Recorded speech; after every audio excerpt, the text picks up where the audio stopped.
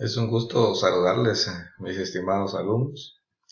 Recordemos el día de hoy, estamos recibiendo clase de jurisdicción constitucional y mecanismos de defensa del orden constitucional. Como se recordarán, la semana pasada estuvimos recibiendo esta clase y precisamente ahora podemos empezar a hablar sobre la separación de poderes. Habíamos hablado en esa definición principal sobre que se plantea la distribución de funciones básicas del poder estatal en órganos de diferentes, las cuales están relacionadas en un control horizontal y se controlan todos mutuamente. El propósito es apuntar específicamente garantizar la libertad e igualdad de los ciudadanos. Si podemos recordar y tomar notas en nuestra Constitución, veamos el 142 de la Constitución Política. Habla de los tres órganos, los cuales ninguno de ellos tiene ningún tipo de vinculación, pero pueden trabajar coordinadamente a efecto de que puedan darse esos propósitos ciudadanos. De todo ello, la definición, en todo caso, de la inmutabilidad democrática, también plantea que es la democracia, es el único régimen político admitido y aceptado por el constitucionalismo. Todo ello en base a los principios democráticos que están contenidos y precisamente en el 142 constitucional establece también cuáles son esos elementos democráticos que ya lo hemos visto en clase. Para estas teorías de la inmutabilidad, también vemos que nos encontramos en crisis, porque como lo establece acá la Capite, las crisis de la separación de poderes, primero es el crecimiento del Ejecutivo, segundo es el abuso de la delegación legislativa y tercero, el tema de los partidos políticos. Si vemos ese crecimiento del Ejecutivo, lo podemos observar como por ejemplo el sistema guatemalteco, ya que el Ejecutivo, a pesar de tener los ministerios establecidos, que son 14, más sus secretarías, como lo habla la ley del organismo ejecutivo, son 7. Ese crecimiento ejecutivo también puede tornarse en otra toma de decisiones. Para tal efecto, desde el crecimiento del ejecutivo, podemos abocarnos también en el 152 de la Constitución Política, cuando nos empieza a hablar del orden del poder público que se debe de tomar y cuáles son cada una de las administraciones que deben de ir generando poco a poco en cada una de sus dependencias. Veamos las funciones del presidente, las funciones del vicepresidente, las funciones de cada uno de los ministros y que están contenidas precisamente en la ley del organismo ejecutivo. Pero también tiene las atribuciones de los gobernadores, que es muy importante, haciendo acápite, también desarrollando la ley de consejos de desarrollo urbano y rural, la ley de descentralización, la ley de integración de los poderes locales. Veamos el abuso de la delegación legislativa, que también está contenida en nuestra Constitución y cuáles son las atribuciones que tiene el Congreso de la República de Guatemala. Y también tiene su ley específica con la ley del legislativo. Todo ello nos aúna que deben de trabajar en conjunto. Pero si vemos cuando entramos a los partidos políticos, también la ley constitucional de partidos políticos nos habla de su organización, cómo están integrados y cómo deben de verse afectados de acuerdo a ese trabajo entre el legislativo y ejecutivo. Todo ello nos da la visión de que el constitucionalismo como tal debe de estar incluido dentro de su estructura lógica. Una de estas leyes pues es la ley del Consejo de Desarrollo Urbano Rural. Ahí podemos observar precisamente cómo funcionan estos tres elementos importantes, el ejecutivo, el legislativo y los partidos políticos, para su organización y su distribución en beneficio a obras que puedan dar una efectividad a esa ejecución del poder. Cuando vemos en el desarrollo de estas actividades, recordándonos a teóricos que hablan sobre la separación de poderes, vemos muy especialmente el tema de Montesquieu, de John Locke, muy importante en Inglaterra, y Ferdinand Constant, que es otro teórico de la época, y ellos hablaban precisamente lo que habla la Constitución Política de la República de Guatemala.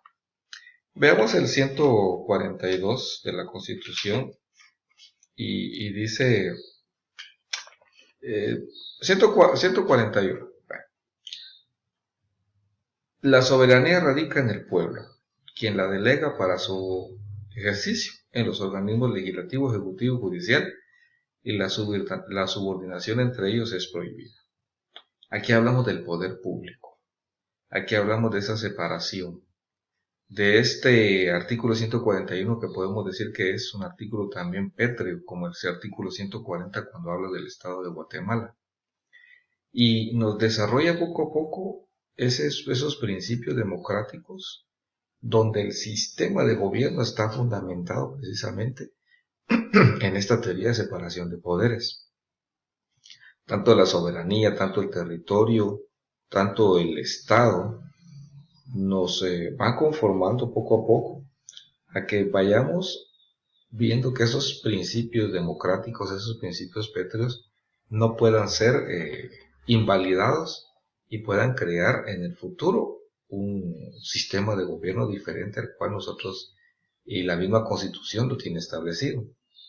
Porque nos habla que el Estado de Guatemala es republicano, nos dice que es democrático y es altamente representativo. Y todo ello es las teorías enfocadas en Montesquieu y han desarrollado esta actividad como derecho de sangre. Si recordamos nuestro Código Civil, el jus soli, el jus sanguinis, nos habla de que esos principios generales van enfocados a que lo nacional es permanente y cada una de estas actividades en el tema del poder nos vincula jurídicamente a la lucha del Estado que debe mantenerse siempre y más en el Estado de Guatemala. El tercer sistema que tenemos es el sistema continental europeo concentral. Este sistema es impulsado por el jurídico Hans Kelsen en 1924 y establece la existencia de un órgano autónomo independiente y con una función específica, consistiendo en el control de la constitucionalidad de las leyes. Esto nos habla de que estos procesos se plantean asimismo como consecuencia de casos de declaratoria en la anulación de la ley. Podemos hablar que el órgano constitucional actúa como un legislador negativo, eliminando el ordenamiento jurídico de las normas que no se conforman con las normas más altas.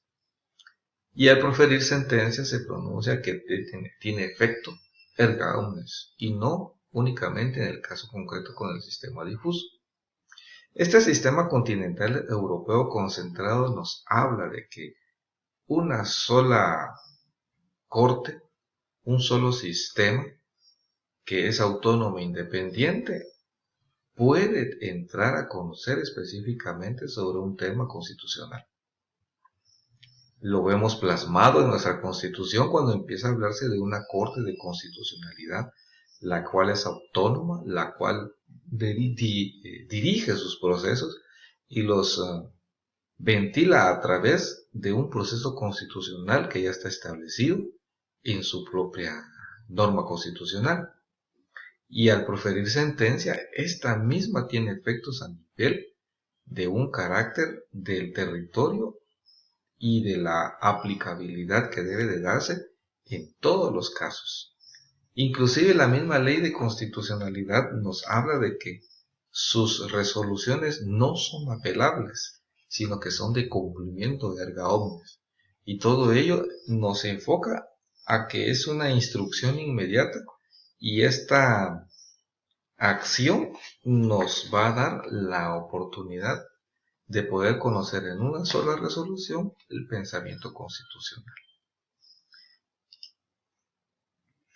Entonces entramos a hablar directamente sobre el sistema mixto, que existe, como lo indica acá la diapositiva. En este sistema existe un control concentrado que se otorga a un tribunal especialmente creado para el efecto, o a uno de la jurisdicción ordinaria, como la Corte Suprema o una sala de estas. Así estaba anteriormente, antes de la reforma constitucional. Pero también los jueces ordinarios en el sistema difuso conservan la posibilidad de implicar las normas contrarias a la Constitución, pudiendo ser revisadas sus resoluciones en última instancia por el tribunal que ejerce la jurisdicción concentrada. Este es un claro ejemplo cuando se empieza a conocer de temas de constitucionalidad y los juzgados de instancia de la Corte Suprema de Justicia entran a conocer en primer lugar o a prima facie las actividades que van enfocadas a presentar acciones de constitucionalidad o de amparo que puedan lesionar los intereses de la generalidad o de la colectividad.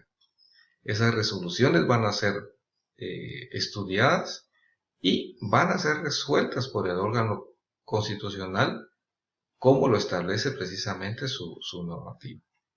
Todo ello nos va a permitir a que este sistema se vaya desarrollando y estableciendo como está indicado en la norma específica. En Guatemala, la Constitución del año 85 adopta el sistema mixto, el cual se ejerce en base a la jurisdicción constitucional en forma concentrada por la Corte de Constitucionalidad. Y lo vemos claramente en el artículo 204 de la Constitución, que nos habla condiciones esenciales. Y esas condiciones esenciales es que la Administración de Justicia y los tribunales de justicia en toda la República, al observar obligadamente el principio de la Constitución política, prevalece sobre cualquier ley o tratado. Este tema lo vamos a seguir discutiendo en el siguiente foro que voy a grabar.